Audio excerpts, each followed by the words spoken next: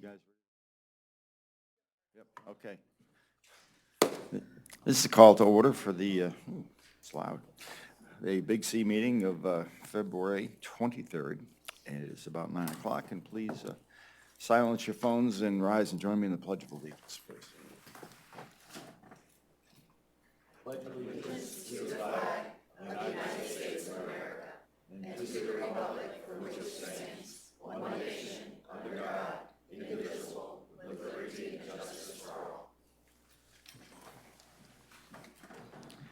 Okay, we're going to go around the room and introduce ourselves. We start there with Mayor Queen. We'll go across the dais first. Bill Queen, Mayor of North Reading Beach. David Will, Mayor, Reddington Beach. Vice Mayor Clearwater, here for Councilmember Tina. Mayor Cookie Kennedy, City of Indian Wells. Al Johnson, Mayor, St. Pete Beach. Mary Beth Henderson, Reddington Shores, Mayor. Good morning, everyone. Dave Gaddis with the City of Bel Air Beach. Patrick Serrano, Mayor of Indian Shores. Tyler Payne, Mayor of Treasure Island. John Hendricks, Mayor of Madeira Beach. Please go ahead and just work your way through the crowd. Rita Bishop, City of St. Pete Beach. Justin Morrow, Tampa Bay Beaches Chamber of Commerce. Alex Harshaw, also Tampa Bay Beaches Chamber of Commerce. Who's next? Don't be shy, folks. All right, Dawn Peters, Dallas County School Board and Reddington Beach resident. Olivia Carson, District Director for Congresswoman Ana Paulina Luna. John Wardley, Assistant Chief. That's okay. Who's next? Jill Donovan, Treasure Island Madeira Beach Chamber. Christina Chilbert, CMC Synergy Fundraising. Bob Griffin, I'm with the media. Somebody go. Mike Johnson, resident of Reddington Shores. Meredith Johnson, broker, realty experts, and Reddington Shores. Gina Johnson, owner of Waterfront Realty. Alan Collins, agent at Waterfront Realty. Tim Johnson, Waterfront Realty. Tabby Lawson, commercial real estate, Coldwell Banker. Good morning, Larry Shear, Commissioner, Pinellas Suncoast Fire and Rescue District. Diantha Shear, Vice Mayor, Indian Shores. Melissa Hill, Program Manager, National Wildlife Federation. Zach Westfall, Pinellas County Coastal Management. Skylar Garza, Secretarial Intern with National Wildlife Federation. Mike Ackerson, council running for re-election in Indian Shores. Mary Campbell, Town Clerk, North Readington. Have we gotten everybody? Did we miss you? Okay. Chief Treasurer and Clerk for the town of Bel Air Shore. Thank you. Thank you, everybody, for being here. Let's start with changes to the agenda and approval, I believe. Mayor Will? Yes, Al, would it be possible, we have Olivia Carson from Congresswoman Ana Paulina Luna's office. She has something she would like to say. Is it possible to move her up as soon as possible? She has another prior engagement to get to. Let's, we She can do promises that. to keep it short. Okay, you have 30 seconds, right? Okay. Let's get, right before we hit correspondence, after we approve the minutes and the treasurer's report, let's do that. Thank you. Okay. Move to approve the agenda and the change. Second. So all those in favor, say aye. Aye. Opposed? Okay, it passes. Approval of the minutes. Has anybody got any corrections? Move to changes? approve. Second? Second. Okay. Help the clerk out here. Who seconded that? I did. Okay. All right. All those in favor, say aye. Aye. Okay, thank you. All right. The treasurer's report. Cookie?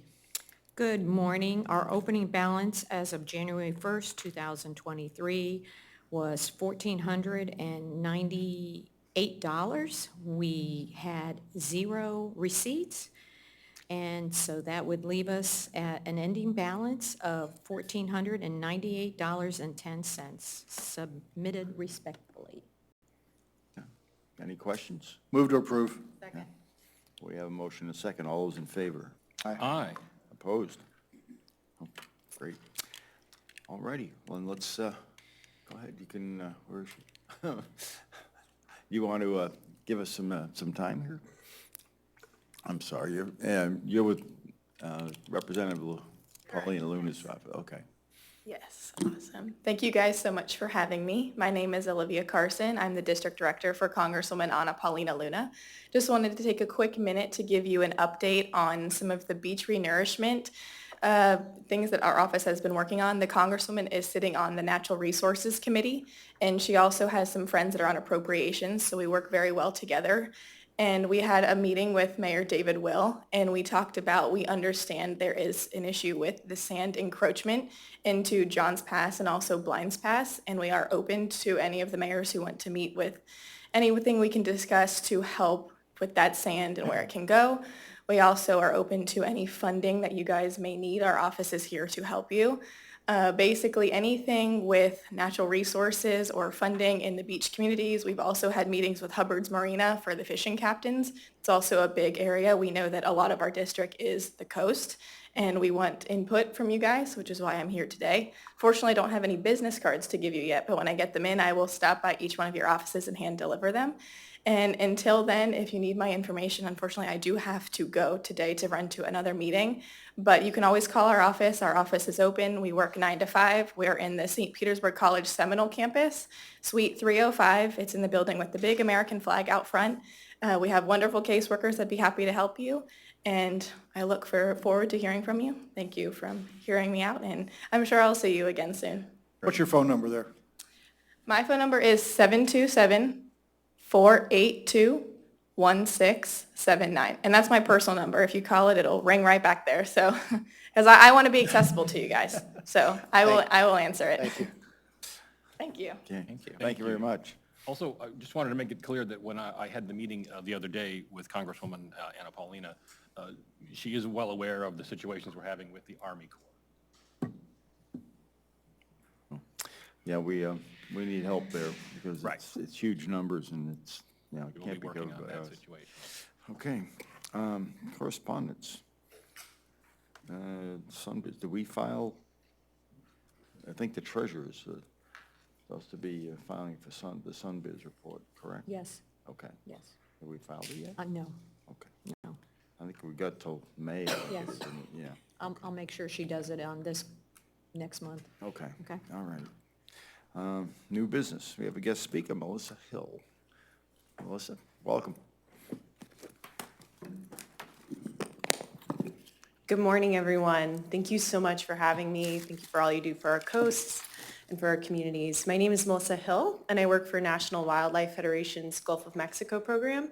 I'm a program manager, and I'm really excited to be here today to share a little bit about the nonprofit as a whole, and then really dive into the project that I'm most excited about, which is called Dear Tampa Bay. So I think I have about 15 minutes total for you all, and I will make sure it stays efficient.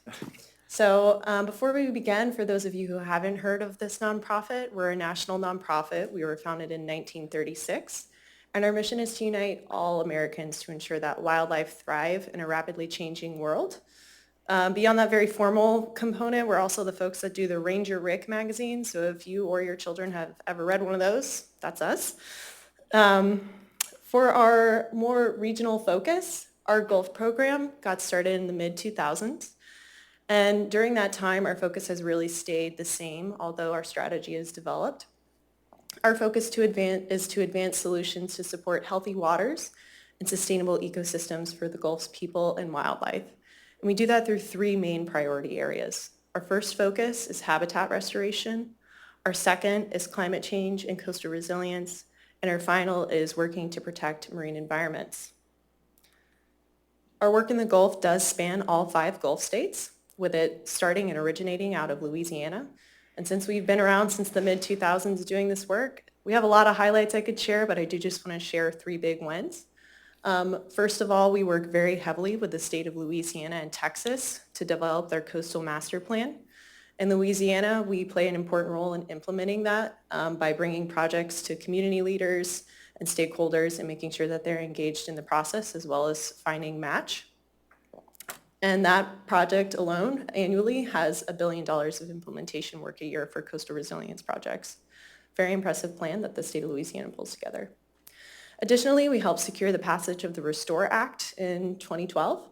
And we've also advocated for more than $2 billion worth of projects since that time. Lastly, here in the state of Florida at a federal level, we've helped to really significantly increase the level of funding that comes to our state, including over $1 billion in 2020's infrastructure funding package last year. I'll share a bit more specifically about Florida because I think that's a state we all care the most about in this room. And I will say here in Florida, we have a growing presence and we're also working on increasing the amount of projects that we have on the ground in the state. And really our key project work is focused in on that habitat protection and coastal resilience component. We do that through a couple of specific projects. One is through our manatee work. Because we are the National Wildlife Federation and wildlife is our middle name, a lot of our work does orient around species.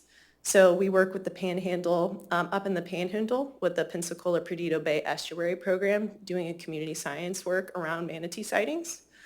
We also are working with War Mineral Springs and their creek restoration just to our south. Additionally, we work with Sea Turtle Conservancy to help local governments update their sea turtle lighting ordinances by providing educational materials, engaging stakeholders, and helping folks navigate that process as a whole. We also do work in the Everglades, as I've already previously noted, and that work also includes marine sanctuaries, such as work in the Keys.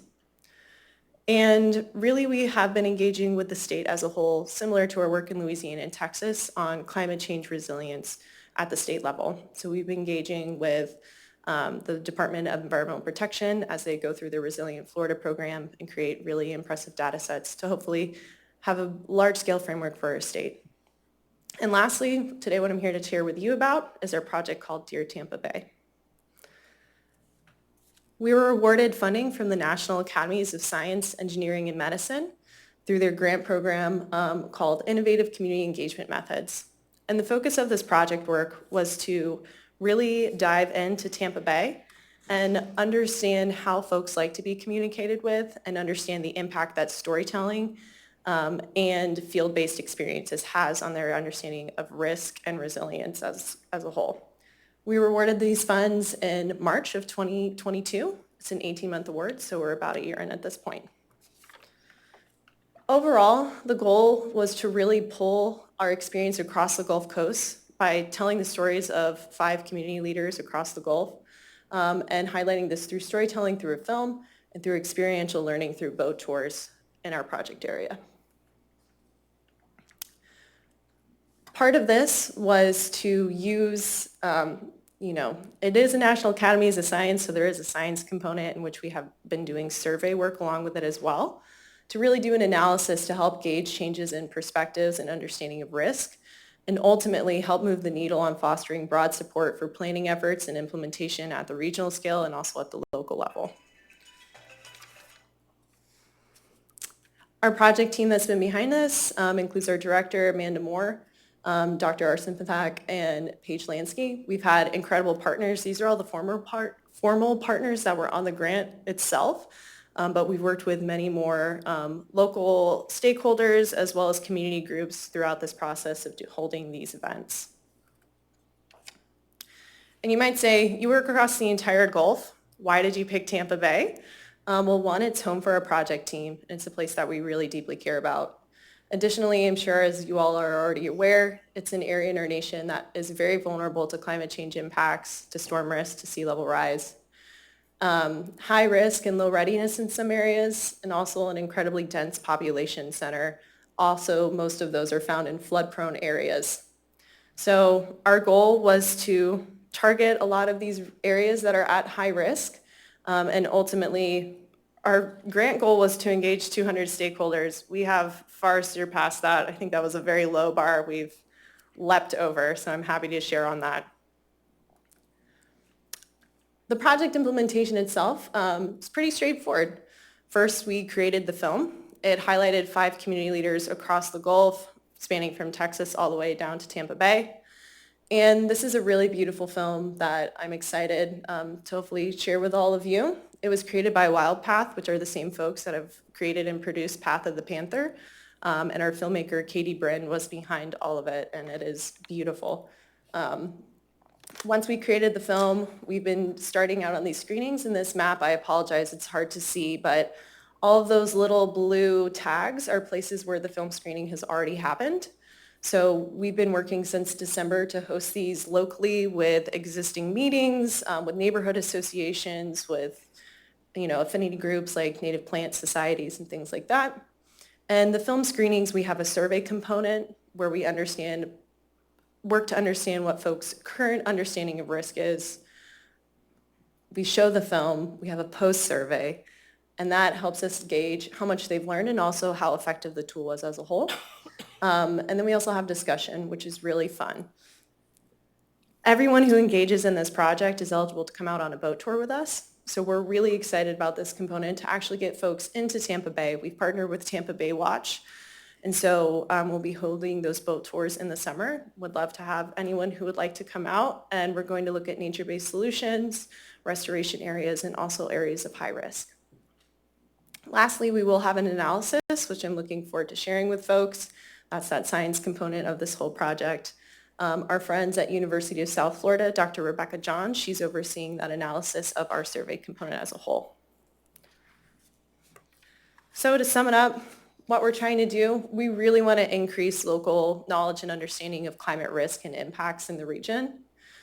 And this project is extremely scalable. It's a beautiful 20-minute film. We have all these resources that accompany it. And even after this grant period ends and our deliverables are done, we want to keep finding ways to sharing it with the community. It'll be publicly available. Anyone can have their hands on it. And ultimately, we really want to strengthen local capacity and planning efforts. So everyone who's attending these films is being informed about regional efforts that are underway, local efforts from the groups that are hosting them. And we've had a really fabulous response so far. So what I would like to do is, and hopefully this will work, I have a mouse, so we'll do our best here, is play a 2-minute trailer for you so you can get a taste of what the film is like. As I said, it's 20 minutes as a whole. I thought about having everyone sit and watch that, but decided that wouldn't be fair. So 2 minutes of what our trailer is going to show, and then I'm happy to answer any questions folks might have. Thank you so much for your time. No?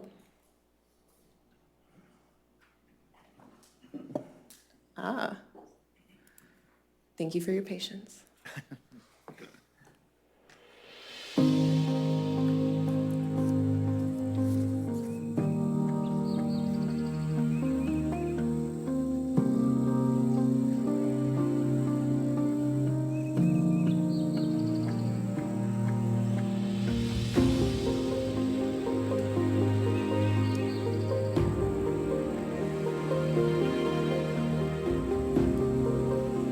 Here on the Gulf Coast, communities know they're the front line of sea level rise.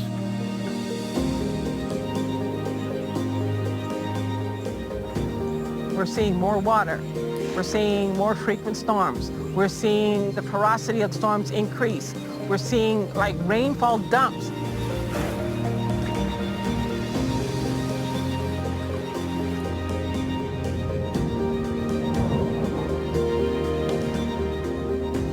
We have to make people knowledgeable, get them engaged.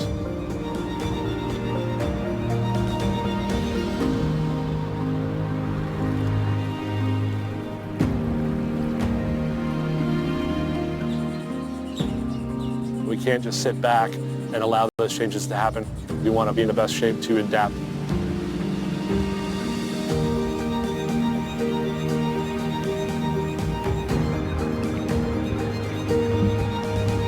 There's a lot of things we can do, and we ought to do, to make ourselves protected and more resilient and to live with a changing climate.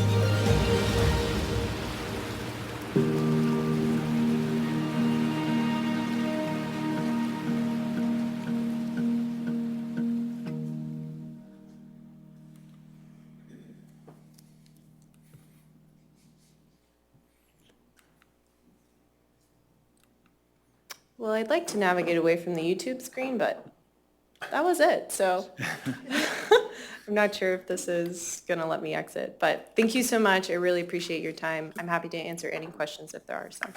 I guess the only one I have is that you're going to be showing that the local community get-togethers, the full 20-minute film, I assume. That's correct. Yeah.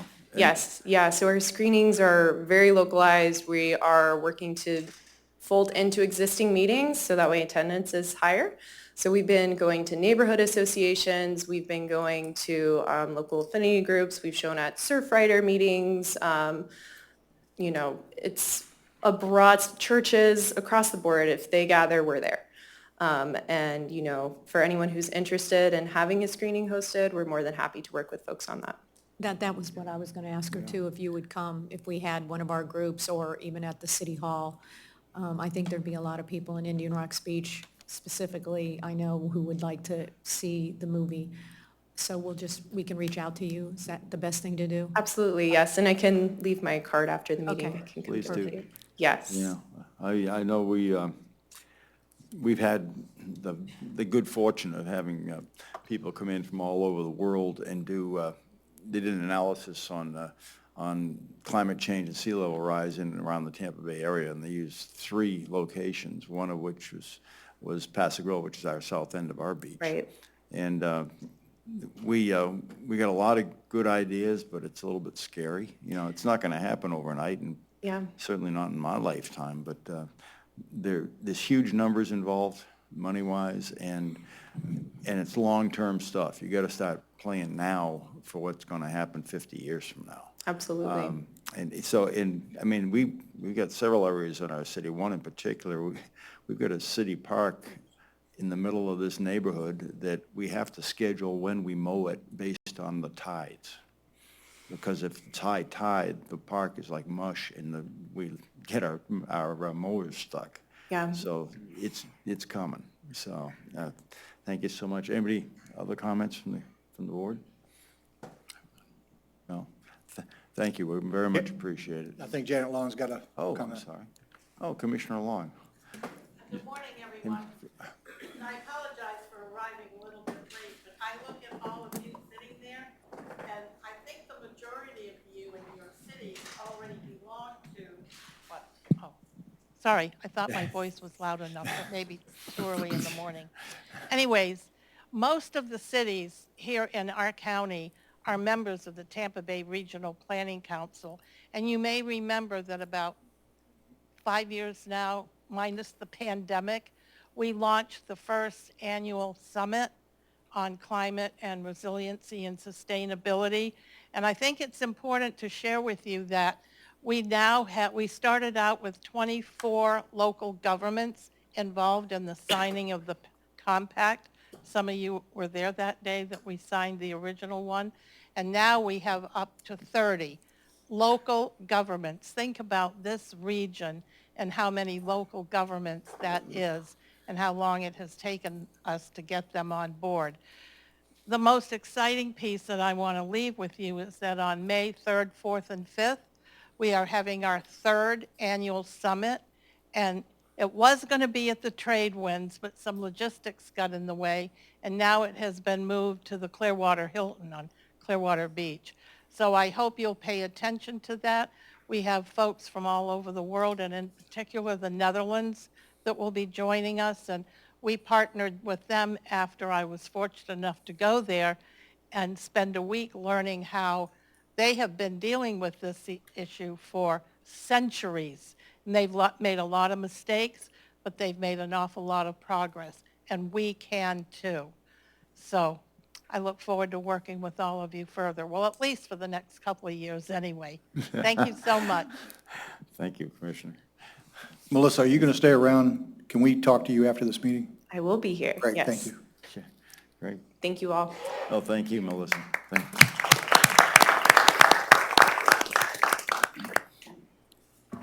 Okay, moving on, I got to appoint a 3-member commission, a nominating committee for, we need to, as, I don't know if many of you know that we have a progression here where somebody serves as secretary for 2 years, then moves to vice president, and then president for 2 years. Each stop is 2 years. So what we need this year is to find someone to fill in as a secretary for the next 2 years. So we need a nominating committee. We got any volunteers? I'll volunteer. Hey, that was easy.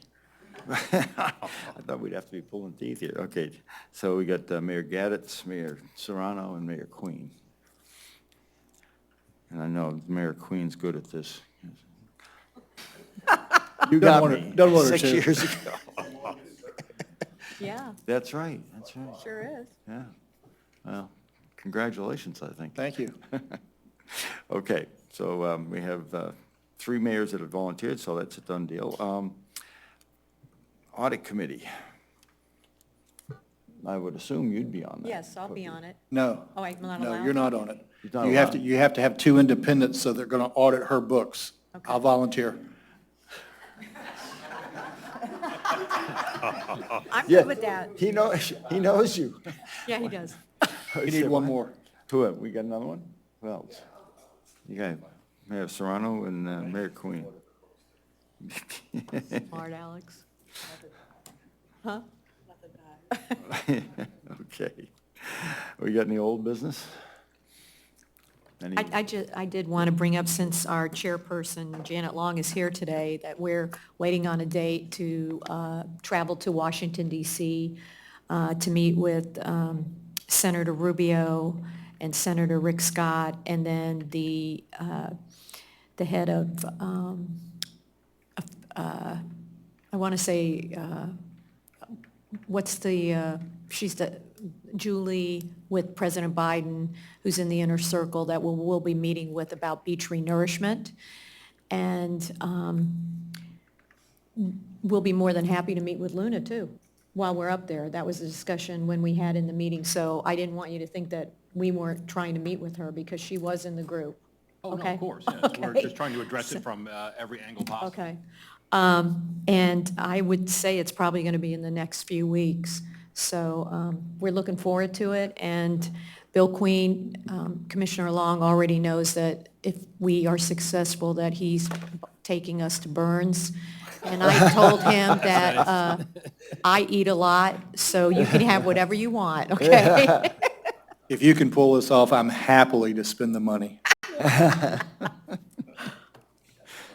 That is the first thing. Okay, that being, any other comments from the board? We are going to meet with Commissioner Long after this meeting and talk about some beach renourishment issues. Okay. Is that an open for all of us? Not really, Oh, okay. not really. Okay. Any open discussions?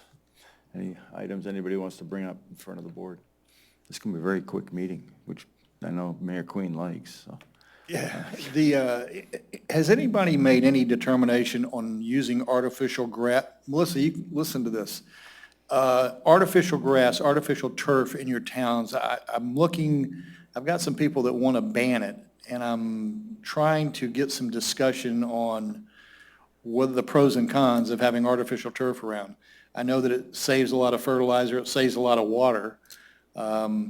And I researched some of you have got some rules regarding that, but is there any opinions or anything on that? And Melissa, that's what I was going to talk to you about on the side. Anything? No, we have several, I guess numerous places where people have put that in. We look at it as, like you said, saves water, and it's no maintenance, and it's permeable, so it helps with the flooding issues. John, you're So getting we're ready to happy. put in a dog park with artificial, is that? The one right out here by City Hall. We'll Right. be doing it there. I will say it's expensive and it's not forever. You got to replace it. Right, what, a 15-year life or something like that? Yeah, I don't know that it's even that much. Our dog park gets tremendous use, so, Does it physically wear out from the, yes, Yeah, yeah. okay. But right now, with regular turf in there, it turns into a big mud puddle with with it being torn up by the dogs that are in there. So we have to do something that's going to be a little bit better than what we've got. anyone else? We just added artificial turf to one of our playgrounds, and you can actually see that if you look at an aerial image, we've only had it installed for like a year, and if you look at the aerial image, you can kind of see the wear on the main area where it's being traversed by the kids. That kind of brings up the point of safety. I mean, if it's a safety issue, why would we put it on playgrounds and in dog parks?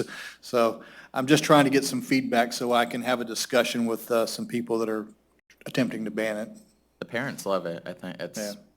less messy than mulch or dirt or the ground up tires or anything like Right. that, so. Right. Okay, thank Bill, you. we also put in a playground just recently, and we have artificial turf. Perfect, thank you. And we don't have any regulations as far as ground covering, as long as it's pervious. Right. Clearwater, do you have any artificial turf on any of the playgrounds up there that you know of?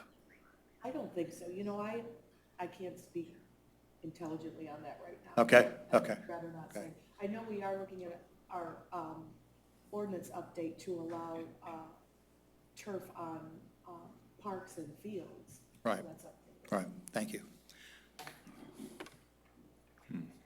I know you got it at your city hall, Mary Beth. Well, yeah, but we got it at our playground too. Okay, good.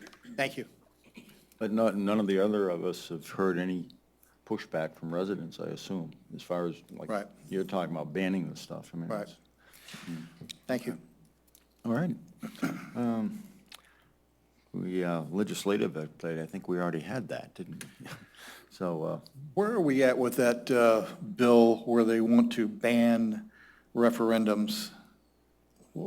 HB 41, Yes, HB 40, where is that at? going through committee right now. Okay. Everybody familiar with HB 41? probably give us a rundown as to overview. of Dave, what give an it- overview of that one. The HB 41 would prohibit referendums regarding land use items. So in our charter, anytime there's a change in land use, that would go to referendum, and I'm sure everybody else has a similar situation. So this would, quite simply, it's a very short bill, would prohibit that. So a bill to prohibit the voice of the people. Right, so what you ask yourself then is, whenever I see these bills, is what problem is this bill looking to solve? So what problem exists that removing your voice from participating solves? So there seems to be, I've had some discussion with our legislators, some disconnect between the legislature and our actual residents. So what we are doing in town, we get a bill summary, the bills that affect our local towns. I'm sure all your town attorneys give you the same thing. So we are going to put that in our newsletter and on our website to try and get the word out there that this is what's going on right now, and also have the information for our legislators so that you can read these bills and see how they affect you locally, and you can make a decision on how you feel about them, and then please contact our legislators and let them know. You can also make a decision when it comes to the voting booth on what they're doing for you. So, Cookie, how about a comment about, I was going to mention SB 714, which is Nick DeSiglia's bill concerning short-term rentals. And one of the pieces that is bothersome, to say the least, is the registration, capping the fee of $50 and $100 if you have multiple. So I am writing a letter to him. It should be done today, and I will send it to all of you. Very unhappy that he has put this letter. I'm disgusted and hurt and embarrassed that my senator who lives in my community would put this bill up. So we'll just see where it goes, and I guess we'll have another fight. So that's all I can say on it. If you haven't seen it, I can have the bill sent to all of you if you'd like. Okay. All right. I have spoken with Senator Sigley several times and have drafted suggestions that are a compromise, which is what he's always says he's looking for, that would help us out greatly. Those have been delivered to him. I haven't heard any type of response back from that yet, but there are some suggestions, and I can send those to everybody if you'd like. Yes, please. They are in bill form, just to easily insert, and there you go.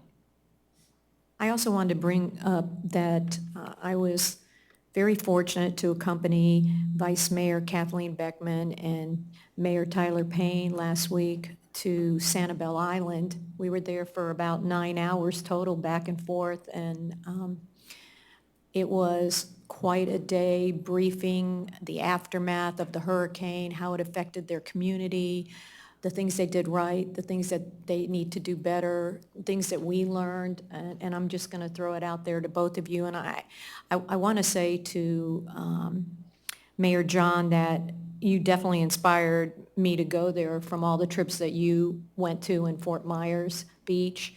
And I still want to go down to Fort Myers Beach and bring some things down there because our city manager had told us that as bad as Sanibel was when we were there this time, Fort Myers Beach is worse. So do either of you want to say anything about our trip? Well, it was, first of all, the people at Sanibel were incredibly gracious. They gave us a bunch of time, at least 4 hours with all their Yes. department heads, planning, environmental permitting, fire, police, the city manager, the mayor. It was incredibly informative. And we had driven around and saw the effects right now. I mean, it's been 5 months and it's still jaw-dropping what they're dealing with. Very emotional, but incredibly informative.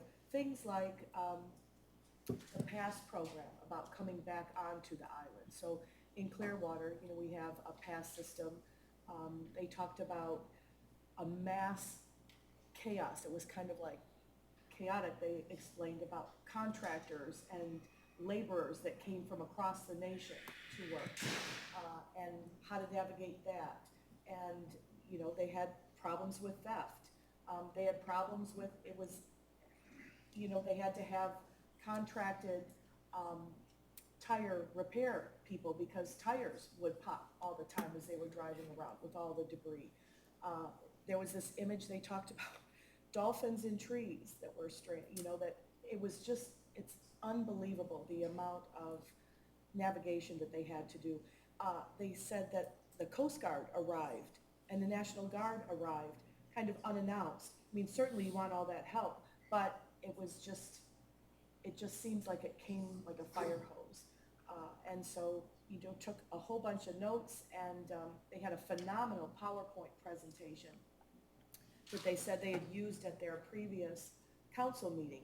And so I went back on there, I asked them, if we could have access to it, and they said it was part of that agenda. It's not yet attached to that agenda, so I'm gonna follow up with that and share that PowerPoint presentation about all sorts of stats and learnings.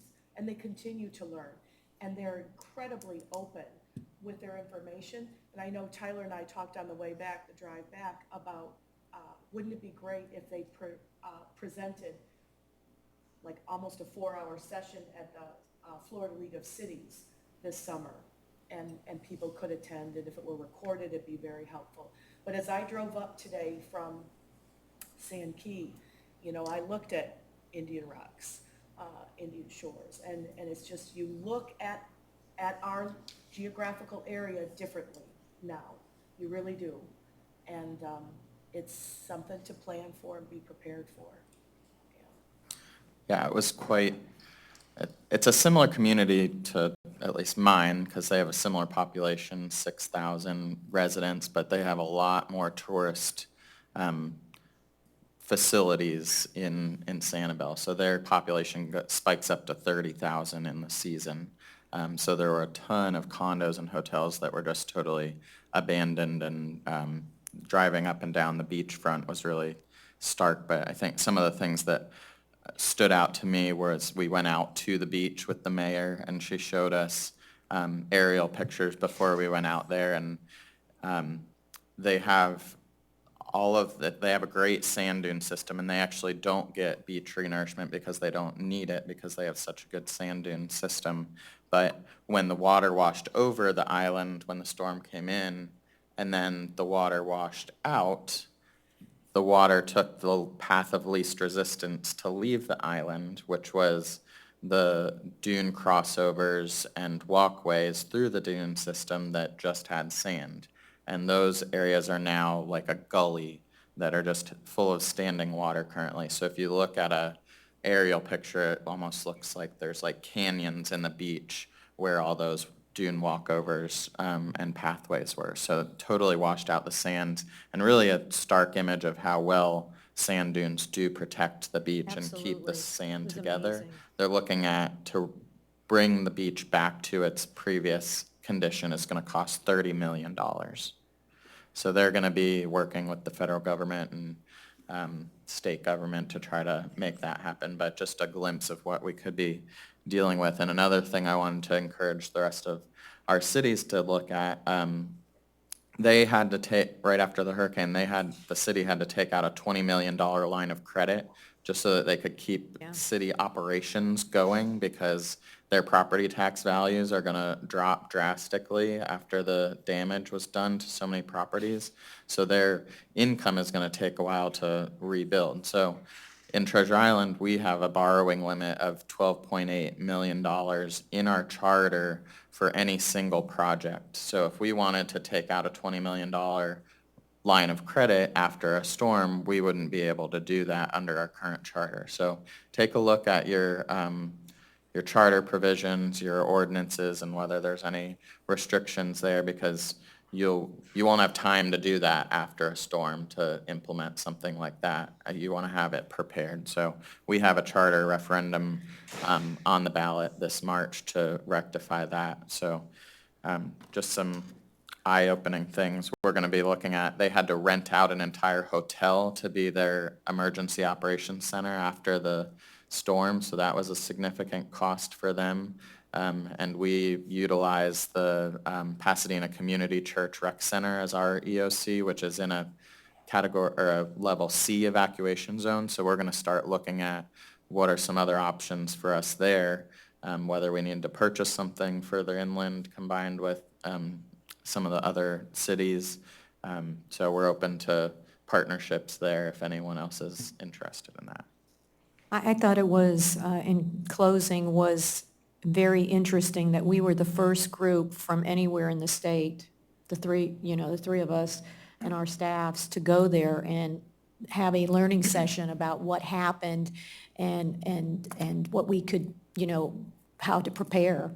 And I thought that was very interesting that we were the first ones that had been there, so. Usually there's an after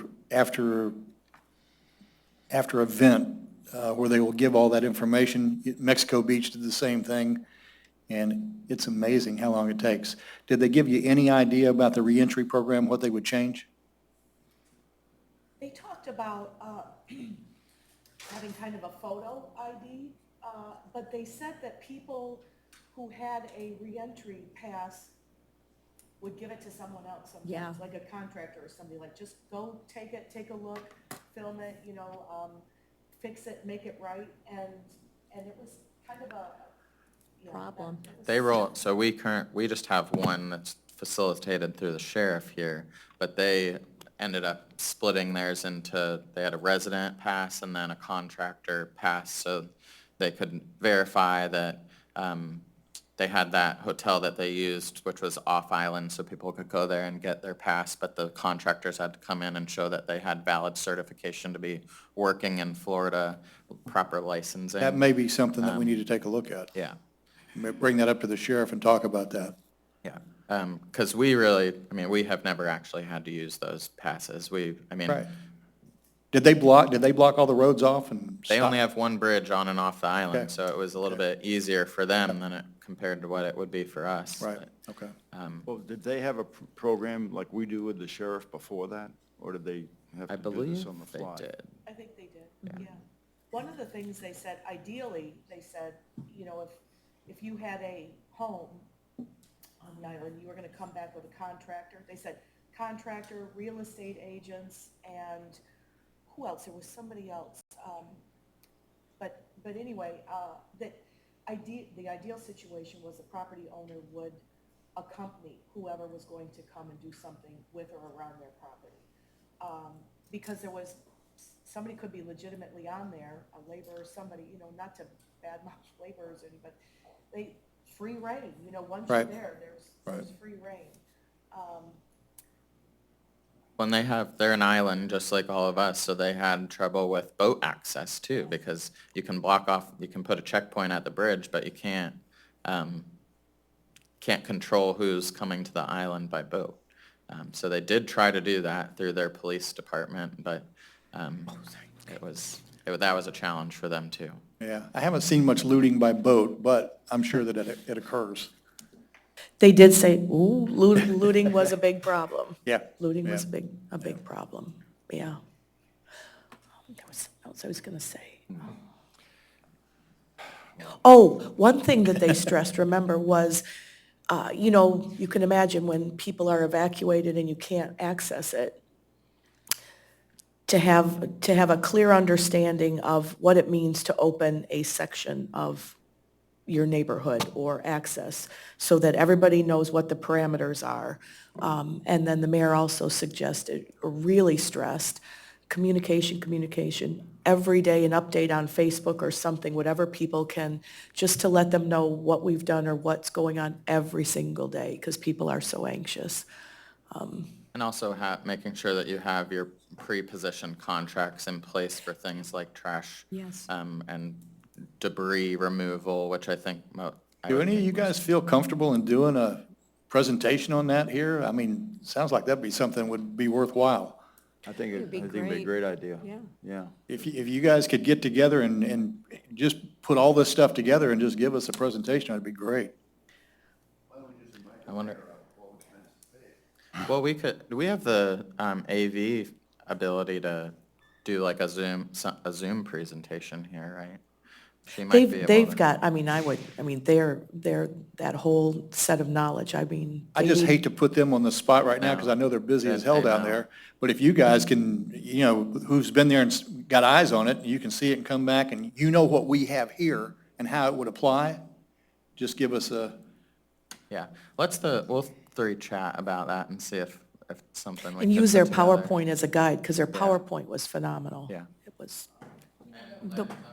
Like Councilwoman Beckman suggested, having them present at the Florida League of Cities. I'm going to talk to the president of the Yeah. Florida League of Cities and see if they can schedule that, which would be in June. Right. So. where's that meeting at this year? I'm not sure. I think off the top of my it's in Orlando this year. Okay. nice. But even if they can record it, like she said, then Right. we could play that Okay. at a meeting or something, or at least distribute it. Because I think I'm certainly happy to do that. I just know that we wouldn't be able to do it justice compared to what they presented. It's really, If you could imagine, I didn't know this, but the island of Sanibel is 2/3 environmentally protected land. So if you can visualize Ian coming over and going over the entire island, the water, and if that happened to us, because we're just so built out, the devastation because there were so many more people. Yeah. That was one of the big ways that I got was the water actually came over and the whole island had water. And really, the protection of the environmentally protected, that didn't have any homes or anything on it, in some ways maybe saved a lot of things, or people, so it was yeah, just, and I definitely want to go down, like you said, go down to Fort Myers Beach because that is much more similar to when you look at an aerial, that is completely built out with homes all along the water and you look at it and there's no nature except the beach, which is a lot more similar to our cities. So there was tons of natural debris still on the island at Sanibel, Yeah. which we would be looking at more man-made debris. yeah. Okay. Thank you. Yeah, thank you, guys. Yeah, let's look forward to doing something like that, because some of the things you brought up, like the reentry passes for contractors, it never occurred to me. I know the reentry problems we've had were that we opened, the sheriff would open the whole island up for everybody all at once, rather than letting the residents come on first. But we had people driving on there ahead of the residents, doing loops around the island just to take a look. Yeah. It's, Even after an incident like we just, with Ian for us, I think that's a conversation that we might want to have with the sheriff is we have those passes for a reason. To give us a little window and if we had that contractor pass, then you can have a short period of a couple days where it's only residents and contractors allowed into the island to be able to gather our things, and we don't need to be dealing with the onlookers coming to see how the beach is or come surf the waves. Like, I think that might be a Well, even conversation. initially, you don't even need the contractors because you got to have the people come back and take a look and see what's left and then go with the contractors after that, so. Yeah. Great. It's great follow-up stuff that we can do. Yeah, yeah. You know, one of the big takeaways I got, because I was down there the week after the hurricane with Representative Cheney. I was on Fort Myers Beach, and I was also on Sanibel. Two things. One is that we need to change this cone of uncertainty to the cone of preparation, because I don't know about y'all, but when Ian was originally coming, they said it was going up into the Panhandle. So I didn't worry about it. Then it turned towards us. Then I started getting ready. Well, the same thing happened in Fort Myers and Sanibel. They said, well, it's going to the Tampa Bay area. We don't need to prepare. So if that cone is a cone of preparation to where you know you better do something because they really don't know where it's going, go ahead and get prepared. And when they say get out, get out. That's something I haven't done. On Ian, I put my hurricane shutters up for the second time in my life. And I saw things down there that when I rode around, and they still had front end loaders moving sand off the roads. They couldn't even find the roads for all the sand. Their fire station was built basically on what we would consider Gulf Boulevard. They had a fire station built right there. Their trucks were still inside. The doors were torn off. The fire station was filled with sand. With a 15-foot storm surge, those $1 million fire trucks were ruined. So the worst thing we can do is to build our public facilities right there on what is our Gulf Boulevard and not get that equipment out of there, because it's just not the place for us to have that equipment. So I can say, when they say get out, because I saw cars in Fort Myers Beach that were still there. And I said, you know, those are the people that didn't make it. Those are the ones that stayed, and they didn't make it. Very sobering, I thought, but anyway. Okay, let's move on a little bit, I guess.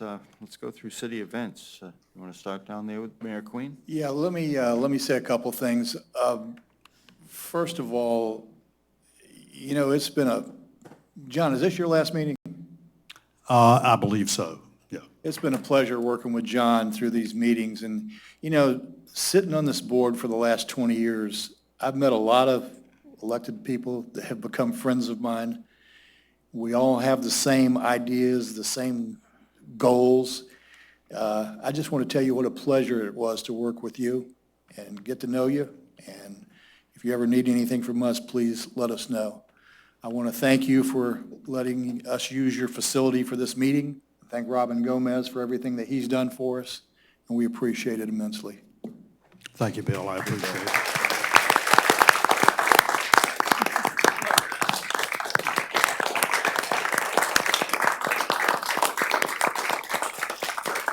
You know,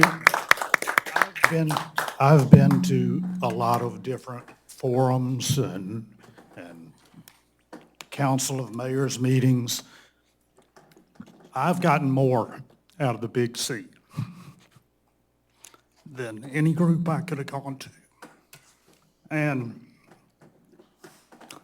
the friendships that I've made here, I'm sure will last me a lifetime. Hopefully we can keep having these meetings in Madeira Beach, so I don't have to drive far and still go to them. And you know I'll come for a free breakfast, Bill. So, thanks very much. I appreciate it. Thank you, John. Commissioner Well. Oh, Mayor city Well. events, all is quiet in Reddington Beach. We are still recovering from our Mardi Gras festival. Oh, Clearwater? Councilman. We have, the Phillies opening day is Saturday, so that's what's coming up in Clearwater. Happy about that. We also have a night at the museum on Friday, and so we have things going on. Indian Rocks Beach is quiet. John, love you this much. Thanks, Cookie. We have our townwide spring yard sale, March 24th and 25th. Other than that, ready for tours quiet. All right, in Bel Air Beach on February the 27th, Pinellas Suncoast Fire and Rescue District Fire Chief Jeff Davidson will be presenting Beach Safety and Beyond, Improving Your Emergency Services. He will be discussing what they're doing now, as well as what they would like to do in the future to better serve our community. So for those of you who are in that district, I would invite you to attend. Other than that, we're quiet the rest of the month. I'd like to invite you all to our St. Patrick's Day Festival. It's been 4 years. Pandemic put a kibosh on that. There'll be Irish dancers, music, lots of green beer. And John, the green beer's on me for you. Okay, thanks. From 11 o'clock to whatever. So you're all welcome. Please come out. Howard. In Treasure Island, we have our Spring It On music in the park on March 4th at 6 p.m. at our TI Community Center Park, and we have the Black Conkeys Band performing, so come on out, bring a blanket and your chairs and enjoy some music. And I also just wanted to give an update. We have the Suncoast League of Cities meeting this Friday in Dunedin at the Dunedin Golf Club at 11:30, and we'll have Jennifer Webb there, who works as an legislative advocate for us, contracted with the Suncoast League to provide a full legislative briefing on what bills have been filed and our legislative priorities for the year. And very happy to have our second Vice President, Kathleen Beckman, here today with us. And then I also wanted to provide an update. I know we're a little late to the party in Treasure Island, but we did finally pass our micromobility ordinance last night. And we are prohibiting no e-bikes on the beach. They are allowed on our beach trail, but at a maximum speed of 10 miles per hour. They're not allowed on sidewalks except in Sunset Beach or when crossing a bridge. And then no riders under 16 years old are allowed on Gulf Boulevard or our main Treasure Island Causeway where the bridges are. And then the max speed citywide is 15 miles per hour. So we tried to stay in line as best as possible with our neighboring cities, but we finally did that. Get that across the finish line after a lot of heated discussion on the commission, lots of negotiation and compromise to be had there. So, but I'm happy we have implemented something. That's all I have. Okay, in Madeira Beach, our city store is opening, actually a grand opening tomorrow. It's open now, so go buy a T-shirt before you go home today. Final Friday, the morning market is also going on today. So after you buy a T-shirt, go over to the morning market, spend some more money there. You'll be broke by the time you get home this afternoon. Final Friday will happen on the 24th at Johns Pass Village. Also on the 24th through the 26th will be the spring softball games. So a lot of colleges will be here for the softball tournaments. Trash Pirates cleanup is on March 4th. March 15th through the 19th will be the Rotary Club Carnival. And March 23rd through the 25th will be the Grunt Hunt Fishing Tournament at our marina. And then on the 11th, we'll have a citywide garage sale. And that's all that's going on in Madeira Beach. Thank you. Thank you, John. St. Pete Beach is relatively quiet. We are starting up our spring concert series on Friday evenings, one Friday a month, and that starts, I believe, next week. We have a bit of a twist on a yard sale. We're doing a junk in the trunk where people can sell stuff out of the trunk of their car at our community center. I believe that's this Saturday. The Sunday market is going strong on Corey Avenue, and I think I'm probably recovered almost from Fat Tuesday last night. But, other than that, unless somebody's got anything else to say, I say we adjourn.